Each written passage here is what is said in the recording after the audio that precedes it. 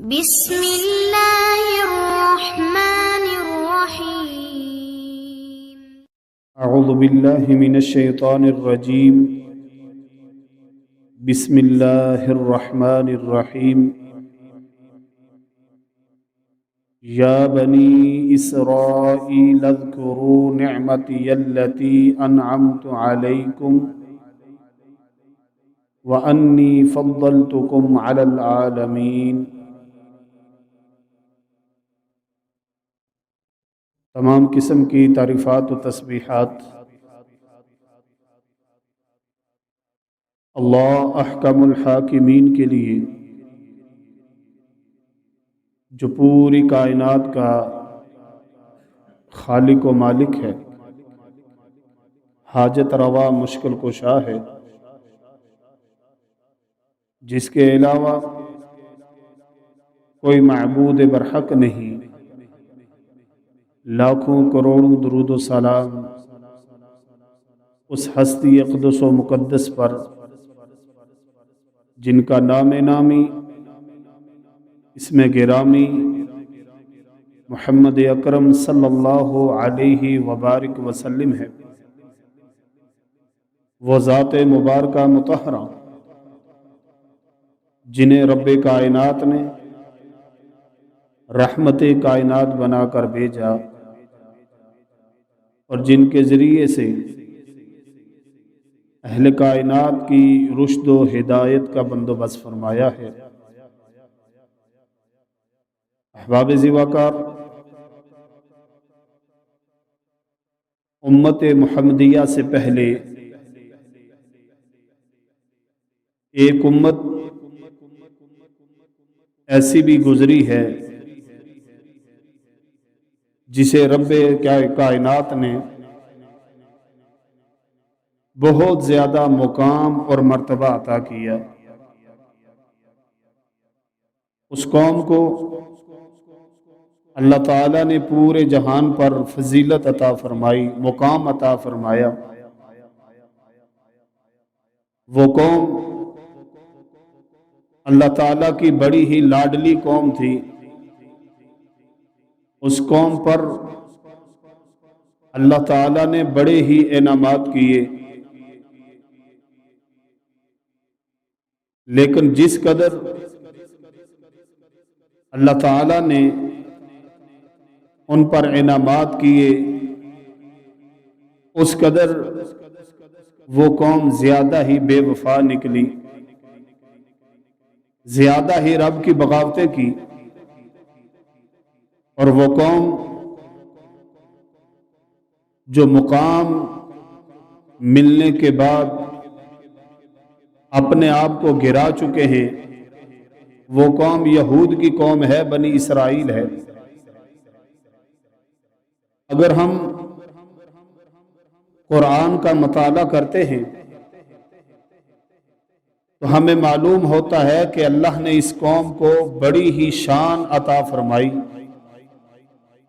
نبی صلی اللہ علیہ وسلم کی بعثت سے پہلے بڑا مقام عطا فرمایا، لیکن انہوں نے ہر دور کے اندر ہر وقت اللہ کی نافرمانیاں کی، انبیاء کو ستایا۔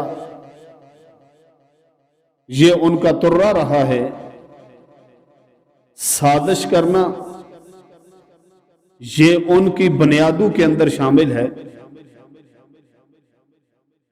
جب نبی صلی اللہ علیہ وسلم اس کائنات کے اندر تشریف لائے، نبوت کا اعلان کیا، تو یہود نے مخالفت کی آپ صلی اللہ علیہ وسلم کی کہ ہم آپ صلی اللہ علیہ وسلم پر ایمان نہیں لاتے۔ وجہ یہ ہے کہ یہ بنو اسماعیل سے ہیں اور بنو اسرائیل سے نہیں، اس لیے ہم ان کی مخالفت کرتے ہیں۔ اللہ تعالیٰ نے ان کو یاد دلایا کہ میں نے تم پر کتنے انعامات کیے ہیں، تم کیوں ایسا کرتے ہو؟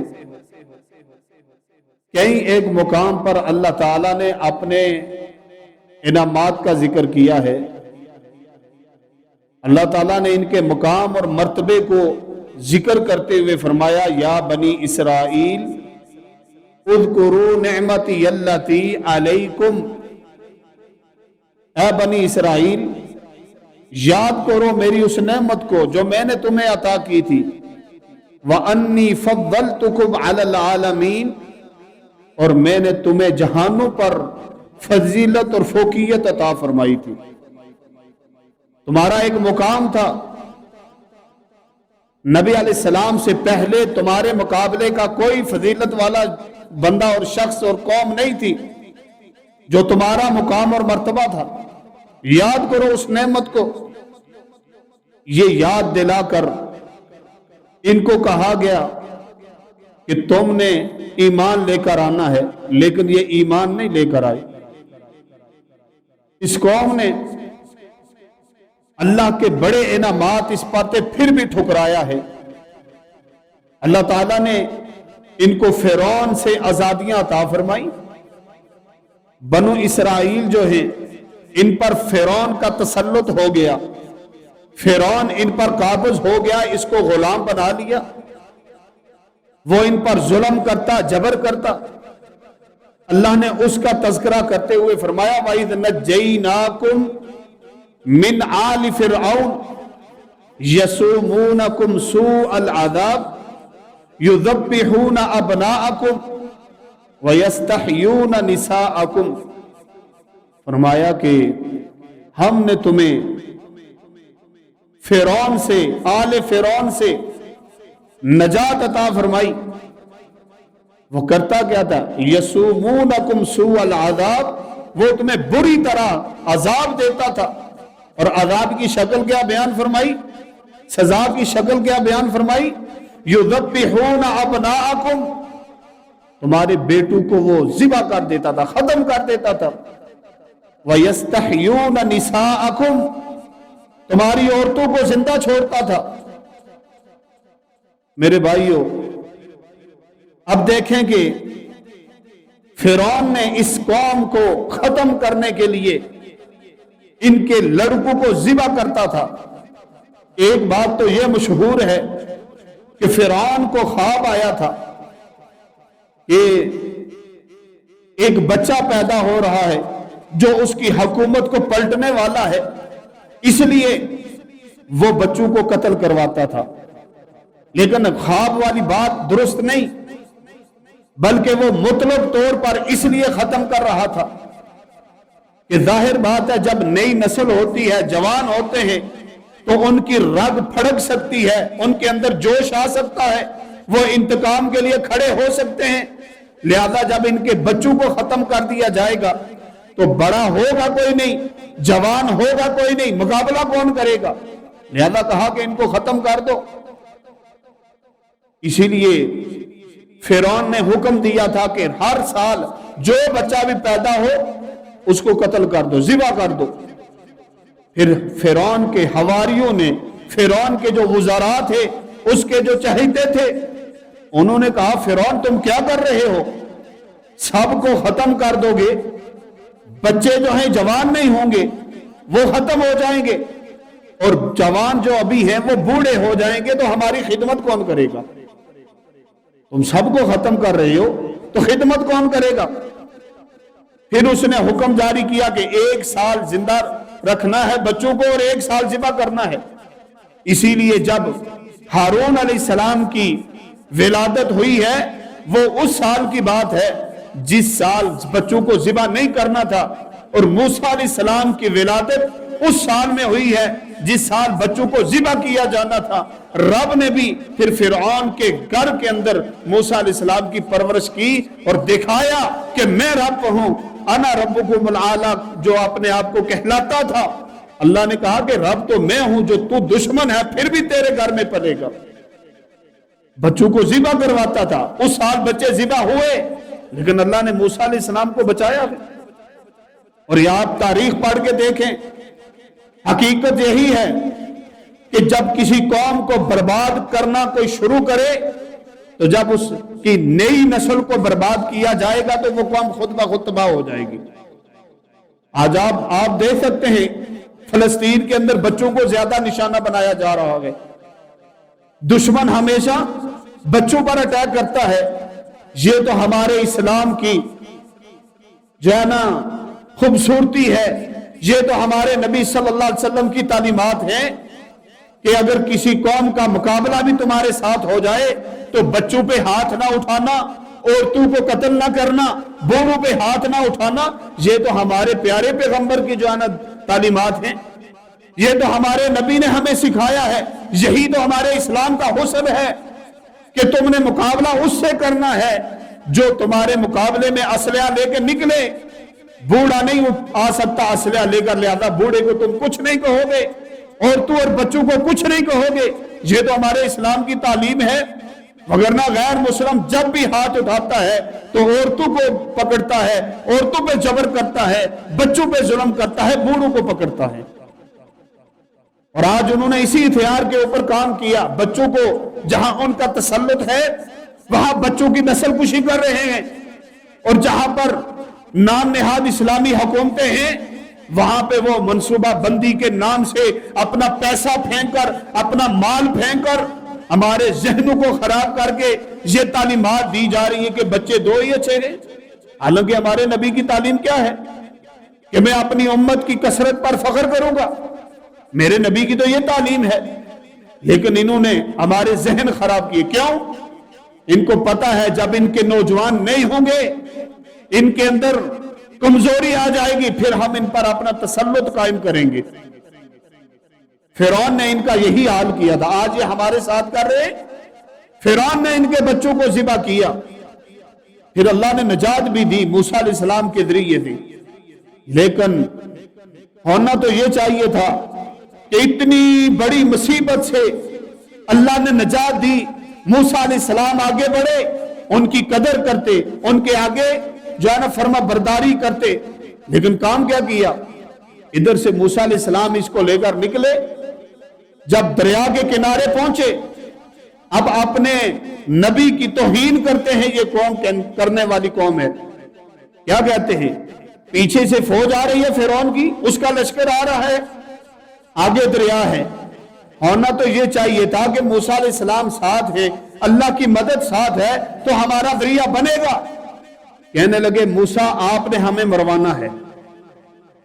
ادھر چلو مار کھا رہے تھے, ذلت کی زندگی گزار رہے تھے, زندہ تو تھے, بے شک ان کے نوکر بنے ہوئے تھے, ان کے غلام تھے, لیکن تھے تو زندہ نا. آپ نے مروانا ہے ہمیں. اب آگے دریا ہے, کہاں جائیں گے؟ پیچھے ان کی فوج ہے, کہاں جائیں گے؟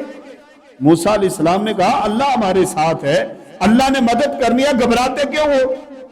موسیٰ علیہ السلام نے دریا پہ اپنا عصا مارا, رستہ بن گیا, پار ہو گئے.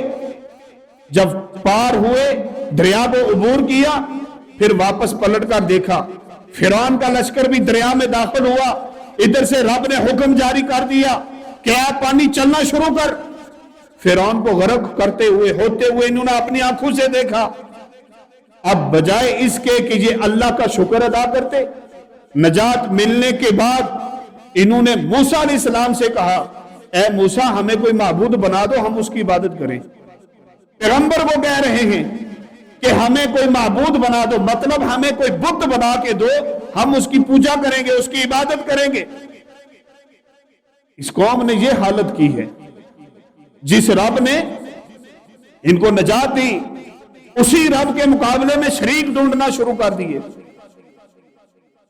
بچڑے کو انہوں نے معبود بنا لیا. ان کی عقل بالکل ختم تھی کہ بچڑے کو اپنا معبود بنا کر اس کی عبادت کرنے لگے. جب جب اس قوم پر اللہ نے انعامات کیے تب اس قوم نے اپنے رب کی بغاوتیں کی ہیں. آپ دیکھ لیں انسان دنیا میں بھاگتا کیوں ہے؟ انسان کی دوڑ ہماری آپ کی ہر ایک کی آج کیوں ہے؟ ہم اپنی دکان پہ جاتے ہیں, آفس میں جاتے ہیں, سرکاری نوکری کرتے ہیں, مال مویشی جو ہے نا پالتے ہیں. یہ سب کام ہم کیوں کر رہے ہیں؟ وجہ ایک ہی ہے کہ پیٹ کے اندر کچھ ڈالنے کے لیے ہمارے پاس خرچہ ہو جائے, کھانے کے لیے کچھ مل جائے, رہائش مل جائے, یہی مقصد ہے. اب اس قوم کو اللہ نے کیا کہا اللہ تعالیٰ نے کہا میں تمہیں من سلوا عطا کروں گا. وَظَلَّلْنَا عَلَيْكُمُ الْغَمَامَ اللہ نے ان پر بادل کا سایہ کیا. وَأَنزَلْنَا عَلَيْكُمُ الْمَنَّ وَالسَّلْوَى اللہ نے ان پر آسمان سے من و سلوہ کھانا اتارا. اللہ نے کہا یہ کھاؤ، پاکیزہ کھانا ہے، اس کو کھاؤ اور اللہ کی عبادت کرو، اللہ کی فرما برداری کرو، کیونکہ معیشت سے تمہیں بری کر دیا گیا ہے. تمہیں کھانے پینے کی پرواہ نہیں کرنی، وہ اللہ خود نازل کرے گا. پکا پکایا کھانا آئے گا، تیار شدہ آئے گا. آپ کا کام ہے کھانا کھانا اور اللہ کی عبادت کرنا. یہ ان کے ذمہ کام لگایا گیا. تو آگے سے کیا کہتے ہیں؟ کہتے ہیں لن نصبر علی طعام واحد اے موسیٰ ہم ایک ہی پہ صبر نہیں کر سکتے، اپنے رب سے دعا کرو. ہم ایک کھانے پہ صبر نہیں کر سکتے، اپنے رب سے دعا کریں اللہ تعالیٰ میں اس کے علاوہ وہ کھانا دے. کون سا؟ وَإِذْ قُلْتُمْ يَا مُوسَى لَن نَّصْبِرَ عَلَىٰ طَعَامٍ وَاحِدٍ فَادْعُ لَنَا رَبَّكَ يُخْرِجْ لَنَا کہنے لگے کہ اے موسیٰ اپنے رب سے دعا کریں کہ ہمیں جو زمین سے نکلتا ہے نا وہ عطا کرے. من بطلها وکفائها وفومها وعدسها وبصلها ہمیں تو یہ چیزیں چاہیے، ہمیں ککڑی چاہیے، ہمیں گندم چاہیے، ہمیں مسور چاہیے، ہمیں پیاز چاہیے. ہم یہ چیزیں جو زمین سے نکلتی ہیں وہ کھائیں گے. ہم اپنی مشقت کا کھانا کھانا چاہتے ہیں، ہمیں اللہ کی طرف سے جو اعلیٰ اور عرفہ کھانا ہے وہ نہیں چاہیے. انکار کر دیا. اللہ نے کہا وَضُرِبَتْ عَلَيْهِمُ الذِّلَّةُ وَالْمَسْكَنَةُ ان پر ذلت اور مسکنت لاگو کر دی گئی، چھا گئی ان پر، ذلیل ہوتے رہے. ہر دور کے اندر انہوں نے اپنے انبیاء کے ساتھ یہ سلوک کیا، اللہ کی نافرمانیاں کی. ہر جگہ پہ یہ یہی کام کرتے رہے ہیں. اللہ کی نافرمانیاں، اللہ کی بغاوتیں اس قوم کا ترا رہا ہے. کھانا آیا انکار کر دیا، کہتے ہیں کہ نہیں کھائیں گے، ہمیں تیار شدہ کھانا نہیں چاہیے، اپنی محنت چاہیے. اور یہ قوم جہاں پر اللہ کی توہین کرنے والی، اللہ کی گستاخیاں کرنے والی ہے، یہ قوم اپنے انبیاء کی بھی ناشکری ہے، انبیاء کی ناشکری قوم ہے. ان کے اندر ایک واقعہ ہوتا ہے، دیکھیں کہ انبیاء کی توہین کیسے کرتے ہیں. اور ظاہر بات ہے نبی ان کو جنت کا رستہ دکھا رہا ہے، نبی ان کو جنت میں لے جانے کی بات کر رہا ہے، لیکن یہ نبیوں کو جو ہے نا ستانے والے، تنگ کرنے والے ہیں. ان کے اندر ایک واقعہ پیش آیا کہ ان کا بندہ قتل ہو گیا، پتہ نہیں چل رہا کہ کون ہے، کس نے قتل کیا ہے. بڑی پریشانی اس قوم کو بن گئی. اللہ تعالیٰ نے کہا کہ اے موسیٰ ان کو کہو کہ ایک گائے ذبح کریں اور اس کے گوشت کا ٹکڑا مردے کو لگائے، مردہ بول کر کہے گا کہ مجھے کس نے قتل کیا ہے. ایک تو موسیٰ علیہ السلام کا معجزہ تھا جو ظاہر ہونا تھا، اور اس قوم کی وہ مصیبت بھی چھوٹنے والی تھی. موسیٰ علیہ السلام نے جب کہا کہ اے بنی اسرائیل اللہ نے یہ کہا ہے، کہنے لگے اتتخذون ہزوا تو ہمارے ساتھ مذاق کرتا ہے. یہ مذاق والی بات ہے. دیکھیں کہ کیسے توہین کر رہے ہیں اپنے پیغمبر کی، کہ جو نبی ان کو جنت کا رستہ دکھا رہا ہے اس کو یہ مذاق سمجھتے ہیں کہ یہ ہمارے ساتھ تھیٹر کرنے آیا، مذاق کرنے آیا گئے. انہوں نے اپنے نبیوں کی توہینیں کی ہیں. حالانکہ چاہیے کیا تھا کہ موسیٰ علیہ السلام نے جیسے ہی کہا کہ اللہ کہتا ہے کہ اس کے جسم کے ساتھ گوشت کا ٹکڑا لگاؤ، یہ بولے گا، بتائے گا کہ مجھے کس نے قتل کیا، تو ان کو چاہیے تھا کہ فوراً عمل کرتے اور بات مانتے. کہنے لگے اتتخذون ہزوا آپ ہمارے ساتھ مذاق کر رہے ہیں. اور صرف مذاق تک کی بات نہیں ہے، انہوں نے تو انبیاء کو قتل کیا ہے، شہید کیا ہے. اللہ تعالیٰ نے اس کا تذکرہ قرآن میں کیا وَيَقْتُلُونَ النَّبِيِّينَ بِغَيْرِ الْحَقِّ انہوں نے نبیوں کو بغیر حق کے قتل کیا، شہید کیا ہے. زکریا علیہ السلام کو انہوں نے شہید کیا، یحییٰ علیہ السلام کو انہوں نے شہید کیا، اپنے انبیاء کو انہوں نے شہید کیا ہے. ہمارے نبی صلی اللہ علیہ وسلم کو بھی انہوں نے شہید کرنے کی کوشش کی جب وہ گوشت کے اندر زہر ملا کر دیا تھا. ہمارے نبی صلی اللہ علیہ وسلم کو زہر آلود گوشت کھلایا کہ آپ ختم ہو جائیں گے، اور یہاں تو ان کا بہانہ تھا کہ ہم تو اس لیے ان کو ختم کرنا چاہتے ہیں کہ یہ جو ہے نا بنو اسماعیل سے آئے ہیں اور ہماری مخالف جو ہے نا قوم جو ہے اس سے آئے ہیں، اس لیے ہماری مخالفت ہے ان سے. لیکن جو نبی اپنے بنو اسماعیل کے بجائے بنی اسرائیل سے آئے گئے، ان سے مخالفت کیوں ہے؟ یعقوب علیہ السلام بنی اسرائیل میں پہلے پیغمبر یوسف علیہ السلام ہیں، آخری پیغمبر عیسیٰ علیہ السلام ہیں. انہوں نے انبیاء کو شہید کیا ہے. یہ نمک حرام قوم ہے، نمک حرام. اور ہمارے مسلمان ان سے توقع لگائے بیٹھے ہیں، ان سے، ان کے کلچر سے، ان کی تہذیب سے پیار کرتے ہیں، ہمیں یہ پسند آنے لگے. آج کے مسلمانوں کی حالت دیکھ لیں. ہم صرف اصل میں انٹرنیٹ کی دنیا پہ بیٹھے ہوتے ہیں اور وہاں سے ہمیں تہذیب اور کلچر چاہیے، وہاں سے ہمیں ثقافت چاہیے، وہاں سے ہمیں دینداری چاہیے، اور پھر جب وہاں سے لیتے ہیں تو پھر ان کا ہی کلچر نہ ملتا ہے. کیونکہ یہ پرنٹ میڈیا ہو اور الیکٹرانک میڈیا ہو یا سوشل میڈیا ہو، کوئی بھی ہو، یہ ہے تو ان کی ایجاد، ان کی پیداوار. زیادہ تر کنٹرول ان کا ہے. وہ تو اپنی مرضی کی چیزیں چلاتے ہیں، وہ کسی اور کی بات نہیں کرنے دیتے، اسلام کی بات وہ نہیں کرنے دیتے.